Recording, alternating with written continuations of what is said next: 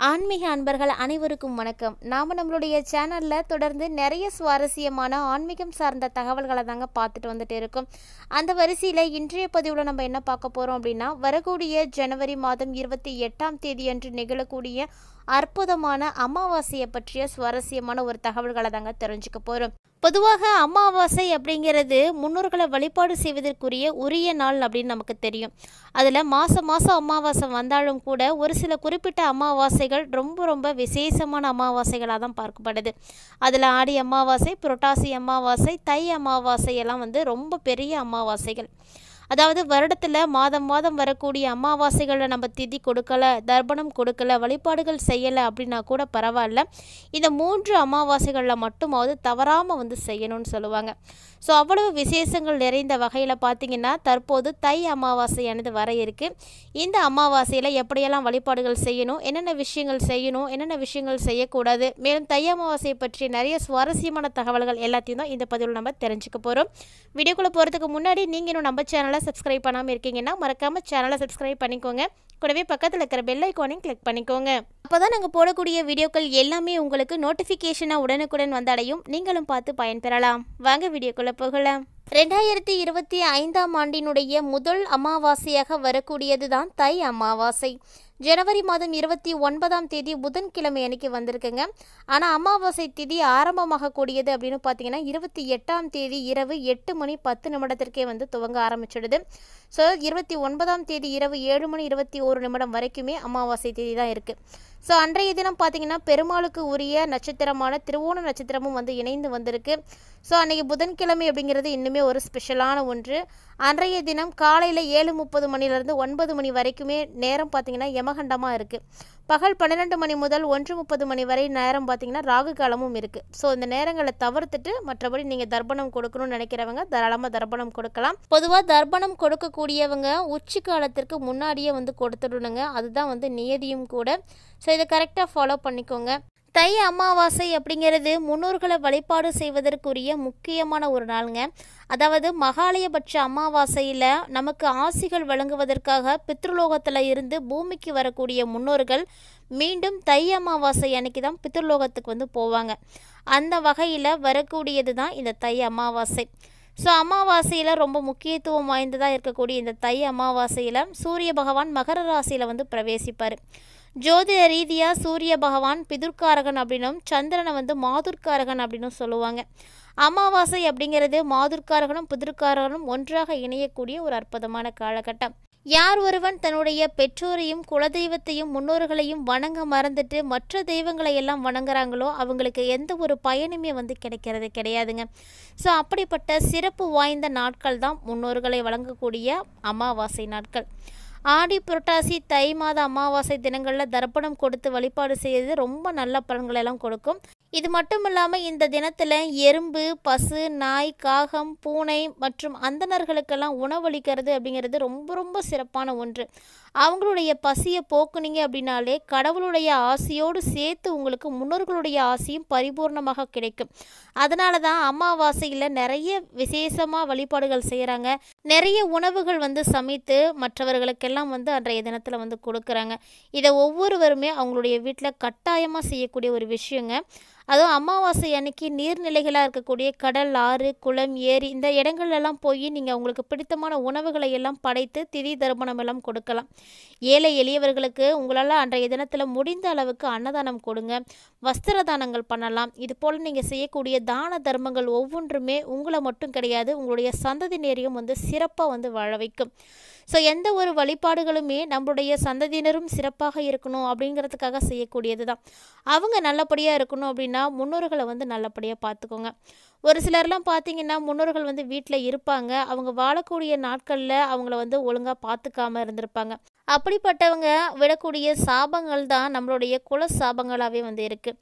பொதுவாக அமாவாசை தினத்தில் அன்னம், கருப்பு உளுந்து, கருப்பு எள், வெல்லம், உப்பு, ஆடைகள் இதை எல்லாத்தையும் ஏழை எளியவர்களுக்கு தானமாக கொடுக்கலாம். புண்ணியங்கள் செய்யக்கூடிய ஒரு செயல் அப்படின்னு இதெல்லாம் சொல்லுவாங்க. அதோடு நம்ம விட்டு மறைந்த முன்னர்களுடைய ஆசையையும் அதை பெற்று கொடுத்துடும். ஸோ இந்த தை அமாவாசை தினத்தில் இந்த செயல்களை எல்லாம் செய்கிறதுனால ரெட்டிப்பு பலன்களை பெற முடியும். ஸோ கண்டிப்பாக நீங்களும் தை அமாவாசையில் இது போன்ற விஷயங்கள் எல்லாம் செய்து அதற்குரிய பயன்களை அடைங்க. இப்படி செய்கிறதுனால முன்னோர்கள் பார்த்திங்கன்னா நற்கதி அடைந்து அவங்களுடைய பசிகளானது தீர்ந்து போகும். நம்மளை மட்டும் கிடையாமல் ரோக பிணிகளில் இருந்தும் பிரச்சனைகளில் இருந்தும் நம்மளை வந்து விடுவிப்பாங்க. பொதுவாக அமாவாசையில் பிறந்திருக்கக்கூடிய குழந்தைகள் பார்த்திங்கன்னா மூளை பிற்காலத்தில் அதிவேகமாக வேலைகளை எல்லாம் செய்யும். இது விஞ்ஞான ரீதியாகவே நிரூபிக்கப்பட்டிருக்கக்கூடிய ஒரு உண்மையும் கூட. அதனால தான் அமாவாசையில் பிறந்தவங்க புத்தி கூர்மையாக வந்து செயல்படுவாங்க. அறிவை சரியான முறையில் வந்து செயல்படுத்தினாங்க அப்படின்னா மிக உயர்ந்த இடத்திற்கு வந்து அவங்களால போக முடியும். அதே போல் அமாவாசை அன்னைக்கு தான் அடிக்கடி விபத்துக்களானது கூடுதலாக ஏற்படுது அப்படின்னு ரஷ்ய விஞ்ஞானிகள் எல்லாம் குறிப்பிட்டிருக்காங்க. அமாவாசை பிறவிகளில் அநேகருக்கு தலையில் 2 சுழி இருப்பதாகவும் வந்து கூறப்படுது. முன்னோர் வழிபாட்டுக்கு மிகவும் சிறந்த நாளாக இருக்கக்கூடிய இந்த அமாவாசையில் கண்டிப்பாக நீங்கள் யாருக்காக உங்களுடைய வீட்டில் வழிபாடுகள் செய்ய போகிறீங்க அப்படின்றத மறக்காமல் கமெண்ட் பாக்ஸில் வந்து கமெண்ட் பண்ணுங்கள்.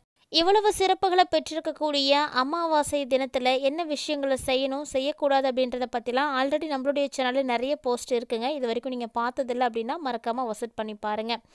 இப்போ என்ன மாதிரியான மாற்றங்களை ரிஷபராசி என்பவர்கள் அமாவாசைக்கு அப்புறமா அடைய போகிறாங்க அப்படின்றதையும் தெரிஞ்சுக்கலாம். ராசி மண்டலத்தில் 2வதாக இருக்கக்கூடிய ரிஷபராசி அன்பர்களுக்கு தை அமாவாசைக்கு அப்புறமா நிறைய விஷயங்களில் மாற்றங்கள் அப்படிங்கிறது கிடைக்க இருக்குங்க. அதுவும் பார்த்திங்கன்னா இந்த நாட்களில் உங்களுடைய குடும்பத்தில் மகிழ்ச்சியான ஒரு சூழ்நிலைகள் எல்லாம் இருக்கும்.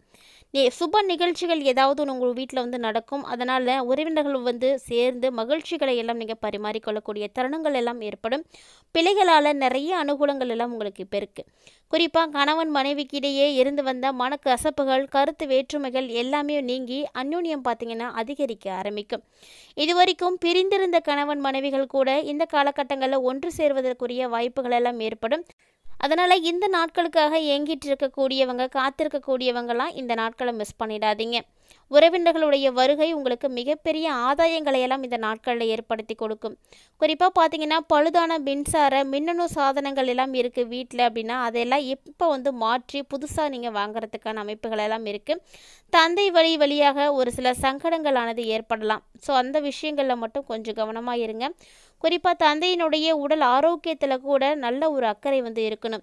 தேவையில்லாத விஷயங்களில் அவங்கள வந்து ஈடுபட விடாதீங்க. ஏன்னா நிறைய பிரச்சனைகள் எல்லாம் இருக்குது. அவங்களுடைய ஆரோக்கியத்தை வந்து சீராக பராமரிச்சுக்கோங்க.